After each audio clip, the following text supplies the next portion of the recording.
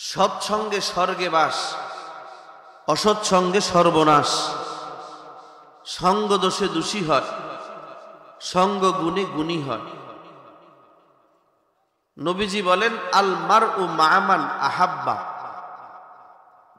যে যাকে মহাব্বত করবে তার কিয়ামত তার সাথেই হবে, তার হাসর নাসর তার সাথেই হবে। এই আয়াতের অনুকূলে তাফসীরে কুরতুবীর মধ্যে একটি শানে নজুল টানা হয়। নবীজির জামানায় একজন বেঈমান ছিল, নাম তার উকবা ইবনে আবি মুঈত। বাবারা, আপনারা সামনে যারা বসছেন, আপনারা তো আমার কথা বুঝতেছেন? আলহামদুলিল্লাহ। একটু দিল দিয়ে কথাগুলো শুনবেন। আসলে আমি ভীষণ অসুস্থ। আমি আর শোয়ার থেকে উঠে আইসার নামাজ ধরছি, মানে একটু কষ্ট করেই কথাগুলো বলি। আপনারা একটু দিল দিয়ে কথাগুলো শুনেন, আমার এই কষ্টটা যেন কাজে লাগে। ঠিক আছে না? ইনশাআল্লাহ। নবীজির জামানায় একজন বেঈমান, নাম তার উকবা ইবনে আবি মুঈত। সে ছিল বড় ব্যবসায়ী। তার একটা গুণ ছিল, গুণ হলো প্রতি বছর সেই ব্যবসা থেকে আইসা কিছু টাকা জমায়। ওই টাকা থেকে বছরের একটা সময় কিছু মানুষকে মেহমানদারি করা। মেহমানদারি করানো এটা বড় মহৎ একটা গুণ। উকবা ইবনে আবি মুঈতের এই গুণ ছিল, মেহমানদারি করানো। নবীজি বলেন, তিনটা গুণ যার ভিতরে থাকবে সে নিরাপদে জান্নাতি হয়ে যাবে। নবীজি বলেন, ক্বালান নবী সাল্লাল্লাহু আলাইহি ওয়াসাল্লাম, ইয়া আইয়ুহান নাস আফশুস সালাম। এক নাম্বার গুণ হলো নামাজের, এক নাম্বার গুণ হলো সালামের প্রচার প্রসার করা। দুই নাম্বার গুণ ওয়াতিমুত তাআম, মেহমানদারি করানো মানে খানা খাওয়ানো, এটাও গুণ। নবীজি বলেন, ওয়াসিলুল আরহাম। তিন নাম্বার হলো আত্মীয়তার সাথে সুসম্পর্ক রাখা। এক নাম্বার আফসুস সালাম, সালামের প্রচার প্রসার করা, মানে বেশি বেশি সালাম দেওয়া। দুই নাম্বার ওয়াতিমুত তাআম, দুই নাম্বার হলো মেহমানদারি করানো, খানা খাওয়ানো। তিন নাম্বার ওয়াসিলুল আরহাম। নবীজি বলেন, তিন নাম্বার নিকটতম আত্মীয়র সাথে সুসম্পর্ক রাখা। আপন ফুফুর খবর নেওয়া, আপন ভাইয়ের খবর নেওয়া, আপন বোনের খবর নেওয়া, সাথে সাথে পাড়া প্রতিবেশী। এক কথা হলো আরহাম মানে একবার রক্তের সম্পর্ক যারা, তাদের সাথে সুসম্পর্ক ঠিক রাখা। চার নাম্বার হলো ওয়াসাল্লু ওয়ান নাসু নিয়াম। নবীজি বলেন, শেষ রাতে উঠে নামাজের মুসল্লায় দাঁড়ায়া চোখের পানি ফেলে মালিকের সাথে সম্পর্ক করা। সুবহানাল্লাহ। এই চারটা গুণ যার ভিতরে থাকবে, নবীজি বলেন, তাদখুলুল জান্নাতা বিসালাম, সে নিরাপদে জান্নাতে পৌঁছে যাবে। তাহলে চার গুণের মধ্যে একটা গুণ হলো মেহমানদারি করানো। এই মেহমানদারির গুণ ওই মক্কার ওই কাফের উকবা ইবনে আবি মুঈতের মধ্যে এই গুণটা ছিল, সে মেহমানদারি করাইতো। একবার উকবা ইবনে আবি মুঈত সে ব্যবসার থেকে আইসা চিন্তা করলো, এবার মক্কার বড় বড় দামি দামি মেহমানদেরকে মেহমানদারি করাবো। বহু চিন্তা করলো, চিন্তা করে দেখলো আব্দুল্লাহর বেটা মুহাম্মদের চেয়ে দামি মেহমান আর কেউ নাই। সুবহানাল্লাহ। উকবা ইবনে আবি মুঈত নবীজির বাড়ির দরওয়াজায় গিয়া নবীকে ডাক দিয়া কয়, আব্দুল্লাহর বেটা মুহাম্মদ, তোমার বাড়ির দরওয়াজায় আমি তোমার দাওয়াত নিয়ে উপস্থিত, তুমি কি আমার দাওয়াত গ্রহণ করবা? নবীজি খুশি হয়ে গেলেন। নবীজি বললেন, আমি তোমার দাওয়াত গ্রহণ করলাম। দিলে দিলে কথা হলো, যদি উকবা ইবনে আবু মুঈতকে যদি কালেমা পড়াইয়া দেওয়া যায়। সুবহানাল্লাহ। উকবা ইবনে আবি মুঈত খুশি হয়ে গেল, মক্কার দামি ব্যক্তি মুহাম্মদ আমার দাওয়াত গ্রহণ করছে। নবীজি উকবা ইবনে আবি মুঈতের বাড়িতে আসলেন দাওয়াতের দিন। আসার পরে নবীজি যেই মাত্র লোকমা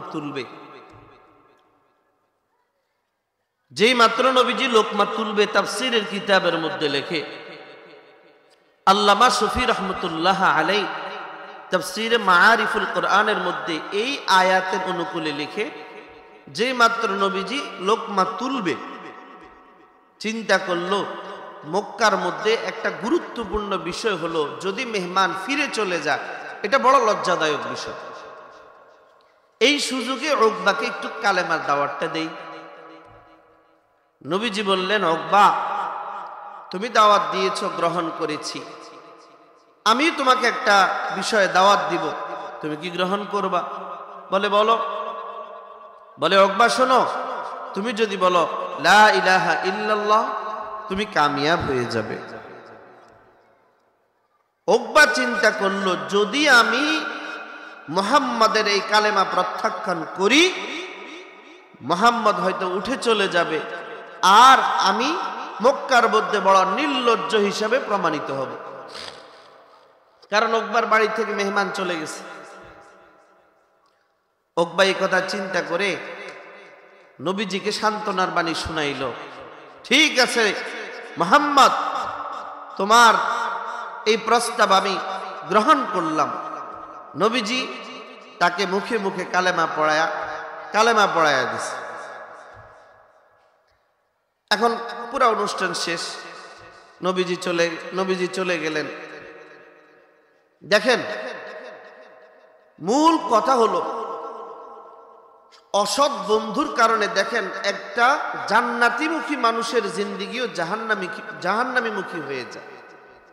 উকবা ইবনে আবি মুঈতের ছোট্টবেলার একটা বন্ধু ছিল, নাম তার উবাই ইবনে খালফ। উবাই ইবনে খালফ কে? উবাই ইবনে খালফ হলো উমাইয়ার ভাই। উমাইয়া কে? উমাইয়া ইবনে খালফ হলো নবীজির একজন সাহাবী, নাম ছিল হযরতে বেলাল। শুনছেননি নাম? হযরতে বেলাল এত দামি একটা সাহাবী। এ বাবারে, নবীজির এত আদরের একজন সাহাবী, নাম তার বেলাল। হযরতে বেলাল এত দামি একজন সাহাবী। সোয়া লাখ কোন নবীর মেরাজ হয় নাই, আমার নবীর মেরাজ হয়েছে। সফর সঙ্গী ছিলেন হযরতে জিবরাইল। নবীজি প্রথম আসমান ভেদ করে দ্বিতীয় আসমান, দ্বিতীয় আসমান ভেদ করে তৃতীয় আসমান, যাইতে যাইতে চতুর্থ আসমান, পঞ্চম আসমান, ষষ্ঠ আসমান, সপ্তম আসমান। এরপরে নবীজি জান্নাত জাহান্নাম ভ্রমণ করলেন। যেই মাত্র নবীজি জান্নাত ভ্রমণ করতেছিলেন, নবীজির কানের মধ্যে টক টক আওয়াজ শোনা যায়।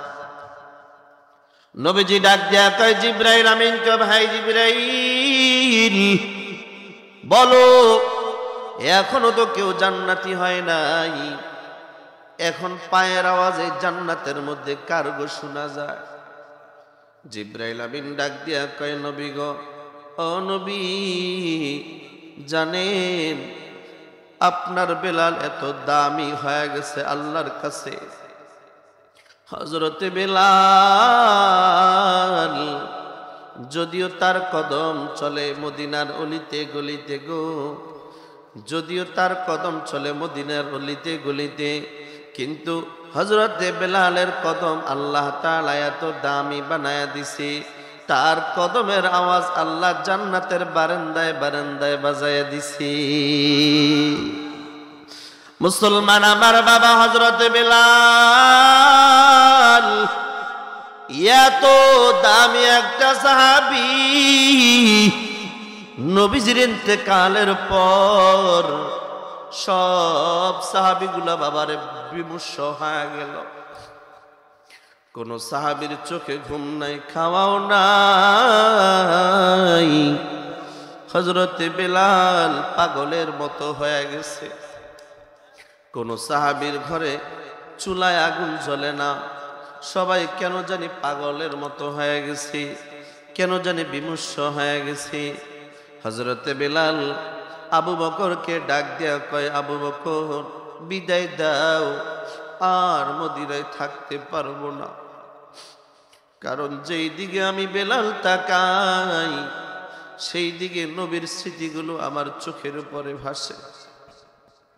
একটু বাবা চিন্তা করেন, যার মা দুনিয়ায় নাই, যার বাবাও দুনিয়ায় নাই, যেই মাত্র বাবা ইন্তেকাল হয়ে গেল, মা ইন্তেকাল হয়ে গেল, বাবা যেই খাটে ঘুমাইতো, মা যেই খাটে ঘুমাইতো, যার সন্তান হারায়তি, যার সন্তানটারে বাবা হারাইছো, সে বুঝে সন্তান হারা ব্যথা কেমন। যে মা হারাইছে সে বুঝে মা হারা ব্যথা কেমন। যে বাবা হারাইছো সে বুঝে বাবা হারা মা হারা ব্যথা কেমন। মা যেই জায়গায় বসতো, বাবা যেই জায়গায় ঘুমাইতো, এই দিকে তাকাইলে চোখের পানি ধরে রাখতে পারি না রে। কারণ বাবার চেহারাটা বারবার শুধুই ভাসে, শুধুই ভাসে। ছেলেটার হাঁটা চলা শুধুই চোখে ভাসে। মুসলমান আমার বাবা, এ মিরওয়ারিশপুরের মুসলমান, আমার নবীর পাগল সাহাবী বেলাল, হযরতে বেলাল আবু বকরকে ডাক দেয়া কয়, আবু বকর বিদায় দাও, আর মদিনায় থাকতে পারবো না। কি হয়েছে বেলাল বলো? বলে যেই দিকে তাকায় নবীর চেহারা শুধু ভাসে, নবীর চলন বলন শুধুই ভাসে, নবীর স্মৃতিগুলো শুধুই ভাসে। কারণ আমি বেলাল যেই দিকে তাকাই সেই দিকে আর স্মৃতিগুলো শুধুই ভাসে। নবীজির বিচ্ছেদ যন্ত্রণা আমার আর সয় না, বিদায় দাও, আমি আর থাকতে পারবো না। আবু বকর কয়, বেলাল যদি অর্থনৈতিক কোনো সমস্যা হয় তাহলে বলো, বাইতুল মাল থেকে তোমাকে বেতন ধার্য করে দিব, তারপরেও তুমি যেও না। কারণ তোমার আজানের ধ্বনি শুনলে মনে হয় এখনো নবী জীবিত আছে। সুবহানাল্লাহ। তোমার আজানের আওয়াজের কারণে এখনো মনে হয় যেন মায়ার নবী এখনো জমিনের মধ্যে জীবিত আছে। এই বেলাল দেখেন রে বাপ, বেলাল কিন্তু কালো একটা সাহাবী। মানুষ যতই কালো হোক না কেন বাবারে, হাতের তালু কিন্তু কালো হয় না। কিন্তু বেলালের হাতের তালুটাও কালো, কিন্তু সাহাবী মানুষটা কত ভালো। সুবহানাল্লাহ। হযরতে বেলাল যেই মাত্র আবু বকরকে ডাক দিয়া গো, আবু বকর বিদায় দাও, আর মদিনায় থাকবো না। হযরত আবু বকর বিদায় দিয়া দিলেন। সিরাতে মুস্তাফা কিতাবের মধ্যে আল্লামা ইদ্রিস কান্ধলবি রহমতুল্লাহ আলাইহি লেখে, হযরতে বেলাল চলে গেলেন দামেস্ক নামক শহরে। সেখানে গিয়ে লম্বা সময় পর্যন্ত কাটায় দিলেন। একদিন ঘুমের ঘরে নবীজির সঙ্গে মোলাকাত হয়ে গেল। নবীজি ডাক দেয়া কয়, বেলাল এটা কেমন জুলুম? আমি নবীর কথা কি তোমার একটু মনে পড়ে না গো বেলাল? আমি নবীর কথা কি একটু মনে পড়ে না? এই কথাটা বলতে না বলতে চোখ থেকে ঘুম সরে গেল, ঘুম ভেঙে গেল। বেলাল ঘুম থেকে উঠে সকালবেলা আর দেরি করে না রওনা হয়ে গেল। দামেস্ক থেকে হাইটা নবীর দরবারে চলে আসলো। হযরতে বেলাল যেই মাত্র মদিনায় ঢুকলেন, পুরা মদিনার মধ্যে খবর ছড়ায় গেছে নবীর জামানার বেলাল মদিনায় হাজির। সুবহানাল্লাহ। পুরা মদিনায় খবর ছড়ায় গেছে। ঘর থেকে মহিলারা, বাচ্চারা, শিশু, বুড়া সবাই বেলালকে দেখার জন্য ভিড় জমাইছে।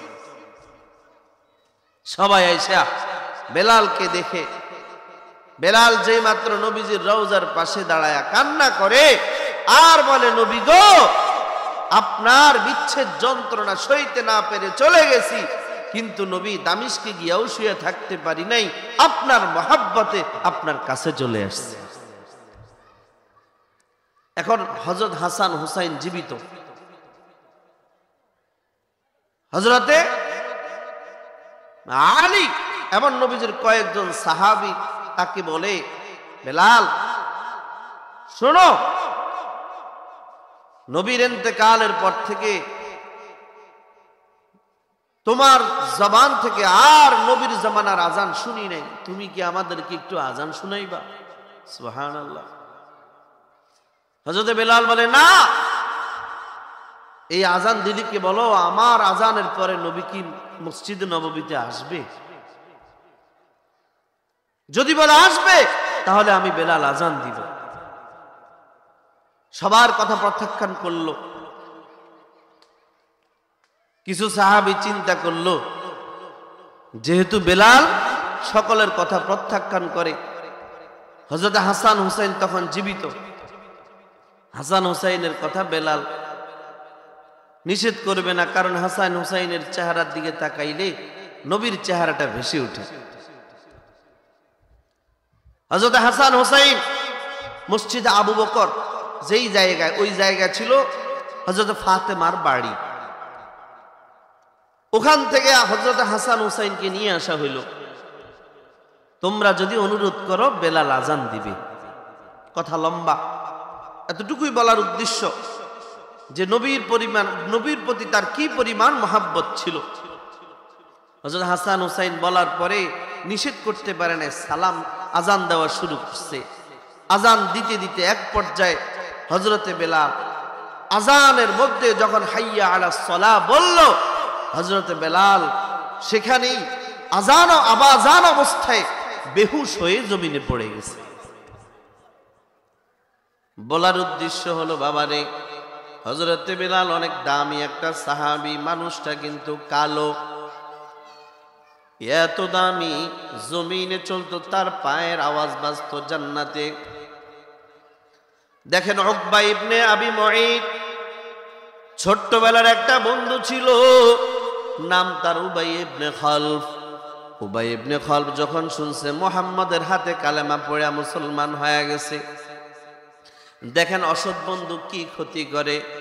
উকবা ইবনে আবি মুঈত এই উকবাকে ডেকে বলে, উকবা খবরদার, তুমি নাকি তোমার বাপ দাদার ধর্ম ত্যাগ করছো। উবাই ইবনে খালফের এই ধমকটা শুনিয়া উকবা বলে, না না, জানো মুহাম্মদ আমার ঘরে মেহমান হয়েছে, যদি মুহাম্মদ আমার দাওয়াত গ্রহণ না কইরা চইলা যায়, এই জন্যই কালেমা পড়ছি। নাউজুবিল্লাহ। দেখেন বাপ তাফসীরের কিতাবের মধ্যে লেখে, উকবা ইবনে আবি মুঈত উবাই ইবনে খালফকে বলে, উবাই ইবনে খালফ, তুমি তাকায় দেখো, মুহাম্মাদের কালেমা আমি ফিরায় দিব। বলে বিশ্বাস হয় না, চলো মুহাম্মাদের বাড়িতে চলো। মুহাম্মাদের বাড়িতে নিয়ে গেল। নবীজি যখন ঘরের ভিতর থেকে বাহিরে তাকাইলেন, তাকায় দেখলেন উকবা ইবনে আবি মুঈত, উবাই ইবনে খালফ এরা একসাথে 4-5 জন নবীজির দরবারে এসে হাজির। খুশি হয়ে গেছে। নবীজি ভাবছিল উকবা ইবনে আবি মুঈত সে তো কালেমা পড়ছে, হয়তো বাকি ওয়ালাদেরকেও কালেমা পড়ানোর জন্য নিয়ে আসছে। সুবহানাল্লাহ পড়ে।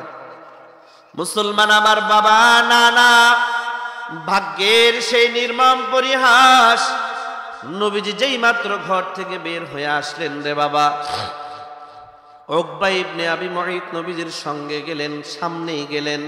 উবাই ইবনে খালফ উকবাকে ডাক দেয়া কয়, উকবা দাও মুহাম্মাদের কালেমা মুহাম্মদকে ফিরাইয়া দাও। নাউজুবিল্লাহ বলেন। মুসলমান আমার বাবা, উকবা ইবনে আবি মুঈত অসৎ বন্ধুর কারণে নবীজিকে বলে, ও মুহাম্মদ, তোমার কালেমা তোমাকে ফিরাইয়া দিলাম। শুধু তাই নয়, তাফসীরে কুরতুবীর মধ্যে লেখে, নবীজিকে এই কথা বলার পর উকবা ইবনে আবি মুঈত নবীজির চেহারার দিকে তাকায়া থুতু নিক্ষেপ করছে। নাউজুবিল্লাহ। মুসলমান আমার বাবা, না না, মায়ার নবীর চোখ বেয়ে বেয়ে পানি পড়ে। আল্লাহ তাআলা ডাক দেয়া কয়, জিবরাইল যাও। তখনই এই আয়াতটা অবতীর্ণ হয়, ওয়ায়াউমা ইয়া'আদ্দুয যালিমু আলা ইয়াদাইহি ইয়াকুল ইয়া লাইতানি ইত্তাখাযতু মা'আর রাসূলি সাবিলা। ও পয়গম্বর, নবীর চোখের পানি দেখিয়া আল্লাহর আরশে আজিম পর্যন্ত কেঁপে উঠছে।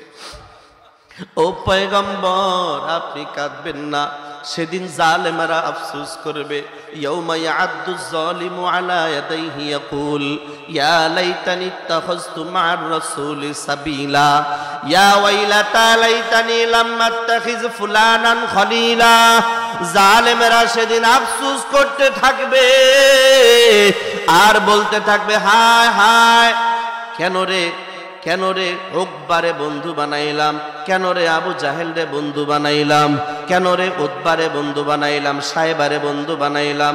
এ যুবক ভাই, আজকে যারা মদখোরের বন্ধু বানাও, আজকে যারা টাস খেলনেওয়ালারে বন্ধু বানাও, আজকে যারা গুনাহগাররে বন্ধু বানাও, তোমরাও কিন্তু সেদিন আফসোস করবা। সেদিন আফসোস করিয়া কোনো কাজে আসবে না। মুসলমান আমার বাবা, এখন বন্ধু বানাবো কাকে? তাফসীরের কিতাবের মধ্যে লেখে, আল্লামা শফি রহমতুল্লাহ আলাইহি লেখেন, 3টা গুণ যার ভিতরে আছে তারে বন্ধু বানাও। বলেন কয় গুণ? 3টা গুণ যার ভিতরে আছে।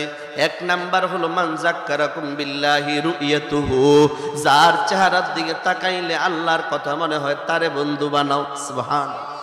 এ মুসলমান আমার বাবা, কার চেহারার দিকে তাকাইলে আল্লাহর কথা মনে হয়? এ বাবা, নবুয়তির দরওয়াজা বন্ধ হয়ে গেছে। নবী কিন্তু বাবা আর দুনিয়াতে আসবেন না, কিন্তু ইন্নাল উলামা ওয়ারাসাতুল আম্বিয়া, উলামায়ে কেরাম হলো রে বাবা নবীর ওয়ারিস। এই নবীর ওয়ারিসদেরকে আল্লাহর নবী দুনিয়াতে রাইখা গেছেন। এই নবীর ওয়ারিসদের দিকে তাকাইলে আল্লাহর কথা মনে হয়, উলামায়ে কেরামের দিকে তাকাইলে আল্লাহর কথা মনে হয়, আলেম ওলামার দিকে তাকাইলে আল্লাহর কথা মনে হয়। 1 নাম্বার গুণ, মান যাক্কারাকুম বিল্লাহি রুইয়াতুহু, যার চেহারার দিকে তাকাইলে আল্লাহর কথা মনে হয় তারে বন্ধু বানাও। দেখবেন হাফিজ জি হুজুর রহমতুল্লাহ আলাইহি, বাবারে, মানুষটা কিন্তু বড় কালো ছিল, কালো কালো, কিন্তু তার চেহারার দিকে তাকাইলে আল্লাহর কথা মনে হইতো। দেখেন, তাকায় দেখেন, জগতের নায়ক নায়িকা গুলা বড় সুন্দর, কিন্তু তাদের দিকে তাকাইলে শয়তানের কথা মনে হয়। ঠিক না বেঠিক? এই জন্য বাবা, যার চেহারার দিকে তাকাইলে আল্লাহর কথা মনে হয় 1 নাম্বার গুণ। 2 নাম্বার গুণ হলো ওয়াজাদা ফি ইলমিকুম মাউতিকুহু, 2 নাম্বার গুণ হলো যাদের কথা থেকে জ্ঞান গর্ব আলোচনা শোনা যায় তারে বন্ধু বানাও। 3 নাম্বার গুণ হলো ওয়াজাক্কারাকুম বিল আখিরাতি আমালুহু, যার আমল দেখলে আখিরাতের কথা মনে হয় তারে বন্ধু বানাও। সৎসঙ্গে স্বর্গে বাস, অসৎ সঙ্গে সর্বনাশ। তাকায় দেখো, তাবলীগওয়ালাদের সাথে চলতে চলতে দাড়িওয়ালা হয়ে গেছে। ঠিক না ঠিক? আল্লাহওয়ালার সাথে চললে আল্লাহওয়ালা হয়, টাসের আড্ডাওয়ালার সাথে চললে টাসের আড্ডাওয়ালা হয়, বেনামাজির সঙ্গে চললে বেনামাজি হয়। তাহলে বন্ধু বানাবো কাকে? 3টা গুণ আছে যার ভিতরে তারে বন্ধু বানাবো। 1 নাম্বার মান যাক্কারাকুম বিল্লাহি রুইয়াতুহু, 2 নাম্বার ওয়াজাদা ফি ইলমিকুম মাউতিকুহু, 3 নাম্বার হলো ওয়াজাক্কারাকুম বিল আখিরাতি আমালুহু। এই 3টা গুণ যার ভিতরে পাবো তারে বন্ধু বানাবো। বলেন ইনশাআল্লাহ। মুসলমান আমার বাবা, এখন যারে বন্ধু বানাইবা, আলমারউ মা মান আহাব্বা। এ বাবা, যদি যে দুনিয়াতে যারে যেমনি করে বন্ধু বানাবে সে তার সাথে জান্নাতে যাবে। হযরতে আবু বকর নবীজির দিকে তাকায়া তাকায়া কালেমা পড়ছে, জান্নাতি হয়ে গেছে। হযরতে আলী নবীজির চেহারার দিকে তাকায়া তাকায়া কালেমা পড়ছে, জান্নাতি হয়ে গেছে। হযরত ওমর নবীজির চেহারার দিকে তাকায়া তাকায়া কালেমা পড়ছে, জান্নাতি হয়ে গেছে। দেখেন রে বাপ, আমার নবীরে মহাব্বত করছে একটা ওট, জান্নাতি হয়ে গেছে। আমার নবীরে মহাব্বত করছে একটা খেজুর গাছ, একটা খেজুর গাছ। এই খেজুর গাছটা নবীজিকে এই পরিমাণ মহাব্বত করেছে। মসজিদে নববীর পাশে খেজুর গাছটা, যখন কোনো মসজিদের মেহরাব ছিল না, নবীজি খেজুর গাছের মধ্যে হেলান দিয়া রে বাবা বয়ান করতেন, খুতবা দিতেন। একবার সাহাবায়ে কেরাম একটা মিম্বার বানাইছে, এই খেজুর গাছটারে সরায়া দিছে। যেই মাত্র নবীজি জুমার দিন খুতবা দেওয়ার জন্য, বয়ান দেওয়ার জন্য মিম্বারে বসলেন, হাউমাউ কান্নার আওয়াজ শোনা যায়। নবীজি মিম্বার দেখে নামার পর ওই খেজুর গাছের পাশে গিয়া তাকায়া দেখে খেজুর গাছ থেকে কান্নার আওয়াজ শোনা যায়। নবীজি খেজুর গাছটারে সান্ত্বনার বাণী শোনায় দিল, এই খেজুর গাছ কেন রে কাঁদো? বলে আল্লাহ তাআলা ওই খেজুর গাছের জবানটা খুলে দিছে। খেজুর গাছ নবীরে ডাক দেয়া কয়, নবী গো, ওগো নবীজি, দীর্ঘদিন পর্যন্ত আপনি আমার সঙ্গে লাগছিলেন, হেলান দিছিলেন, খুতবা দিছিলেন, বয়ান করছিলেন। আমি খেজুর গাছ ধন্য হয়ে গেছি। যেই মাত্র সাহাবী আপনার থেকে আমাকে আলাদা করে দিয়েছে, আমার বিচ্ছেদ যন্ত্রণা সয় না গো নবী, এই জন্য আমার কান্না হয়। নবীজি বলেন, খেজুর গাছ, তুই আমি নবীকে মহাব্বত করেছ, যাও দোয়া করে দিলাম, আল্লাহ তোমার হায়াত কিয়ামত পর্যন্ত বাড়ায়া দিবে। খেজুর গাছ কান্না বন্ধ করে না। এ খেজুর গাছ আবারও কেন কাঁদো? এ খেজুর গাছ আবারও কেন কাঁদো? তোমার হায়াত কিয়ামত পর্যন্ত বাড়ায়া দিব আল্লাহ। তুমি খেজুর দিবা, রস দিবা, মানুষ তোমার জন্য দোয়া করবে, এরপরেও তুমি কেন কাঁদো? ওগো নবীজি, আপনি যখন জান্নাতি হয়ে যাবেন, আপনার মকাম মর্যাদা তো অনেক ঊর্ধ্বে হয়ে যাবে। ও পয়গম্বর, আপনাকে তো আমি আর কখনো দেখব না, কিন্তু এই বিচ্ছেদ যন্ত্রণা আমি খেজুর গাছ সইব না গো। এই খেজুর গাছের কান্নার আওয়াজ আল্লাহর কাছে এত দামি হয়ে গেছে। নবীজি সঙ্গে সঙ্গে আল্লাহর কাছে দোয়া করেছে, আল্লাহ, ও আল্লাহ, এই খেজুর গাছ আমি নবীর মোহাব্বত করছি, এই খেজুর গাছ আমি নবীর মোহাব্বত ভুলতে পারে না। আমি অর্ডার দিলাম, আমি সুপারিশ করলাম, এই খেজুর গাছ আমি নবীর সাথে জান্নাতে প্রবেশ করবে। মুসলমান আমার বাবা, একটা ওট নবীকে মহাব্বত করার পর এই ওটটা কিন্তু নবীর সঙ্গে জান্নাতি হয়ে গেছে। দেখেন রে বাবা, দুনিয়াতে যদি ওলামায়ে কেরাম রে মহাব্বত করতে পারেন, এ বাবা, যদি একটা সন্তান রে হাফেজ বানাইতে পারেন, আলেম বানাইতে পারেন, এ বাবা, যদি কোনো একজন হাফেজে কোরআনের বাবা হয়ে কবরে যাইতে পারেন, এই কোরআনওয়ালার উসিলায়, হাফেজে কোরআনের উসিলায়, আলেমের উসিলায় আল্লাহ তাআলা এই তেলাওয়াতওয়ালা সন্তানের উসিলায় তার মা বাবার কবরের আযাবকে আল্লাহ মওকুফ করে দিবে। এই বাবা আমার এই পাশে বসা এই বাবাটা নিয়ত করছে একটা সন্তানকে হাফেজ বানাবে। হে বাবা, ভাগ্যের সেই নির্মম পরিহাস, আল্লাহ তার সন্তানটাকে মোহাব্বত কইরা মালিকের কোলে উঠায় আনিছে। আল্লাহ বলেন, বান্দারে, নৈরাশ হইবা না, নৈরাশ হইবা না, তোমার সন্তানটাকে আমি আল্লাহ পছন্দ কইরা নিয়ে গেছি।